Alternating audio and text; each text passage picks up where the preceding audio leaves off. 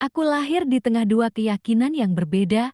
Dari kecil, aku sudah terbiasa melihat dua cara hidup yang berjalan di rumahku sendiri. Ayah dengan caranya, ibu dengan caranya. Dua-dua yang tidak sama, tapi sama-sama hadir setiap hari di hidupku. Aku tumbuh dengan pertanyaan yang tidak pernah benar-benar selesai di kepalaku. Kenapa harus berbeda? Kenapa tidak bisa sama saja supaya lebih mudah? Tapi semakin aku besar, aku sadar, hidup tidak selalu diciptakan untuk jati mudah. Waktu aku kecil, aku hanya mengikuti. Aku tidak benar-benar paham apa yang aku lihat, tapi aku tahu aku mencintai keduanya. Ayah yang keras tapi perhatian dengan caranya sendiri. Dan ibu yang lembut tapi juga teguh dengan pendiriannya. Aku berada di tengah-tengah mereka. Seperti jembatan yang belum tahu harus mengarah kemana. Saat aku mulai mengenal dunia luar, aku sadar kalau keadaanku tidak biasa di mata orang lain. Pertanyaan datang tanpa henti. Kamu ikut yang mana? Kamu nanti jati apa? Dan aku hanya bisa diam. Karena bahkan aku sendiri belum menemukan jawabannya. Di rumah, aku sering melihat ketegangan kecil di antara mereka. Bukan karena tidak saling sayang, tapi karena masing-masing ingin yang terbaik menurut versinya sendiri. Dan di situ aku belajar satu hal.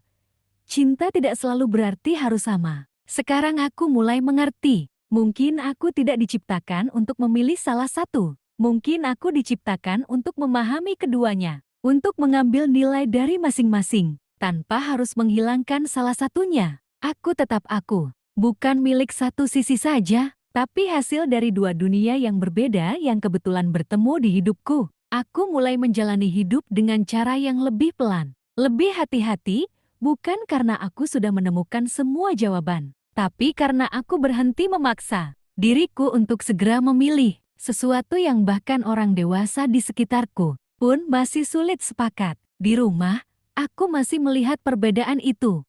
Aku mulai melihatnya sebagai dua cara pandang yang sama-sama punya alasan. Sama-sama lahir dari perjalanan hidup yang panjang. Ada hari-hari aku merasa kuat, merasa bisa berdiri di tengah tanpa goyah. Tapi ada juga hari-hari aku lelah, saat semua pertanyaan dari luar kembali menekan pikiranku. Kamu sebenarnya siapa? Kamu ikut yang mana? Dan di saat seperti itu, aku hanya diam lebih lama dari biasanya. Aku sadar, tidak semua orang akan mengerti posisiku. Dan mungkin memang tidak harus semua orang mengerti. Yang penting aku tahu aku tidak sedang hidup untuk memenuhi ekspektasi orang lain tentang siapa aku harusnya. Semakin aku dewasa, aku mulai memahami bahwa hidup bukan hanya tentang memilih satu sisi dan meninggalkan sisi lainnya, tapi tentang bagaimana aku bisa tetap berjalan meski berdiri di antara dua hal yang berbeda. Aku belajar menerima bahwa perbedaan di rumahku bukan kesalahan. Itu hanya kenyataan yang harus aku jalani. Dan dari kenyataan itu,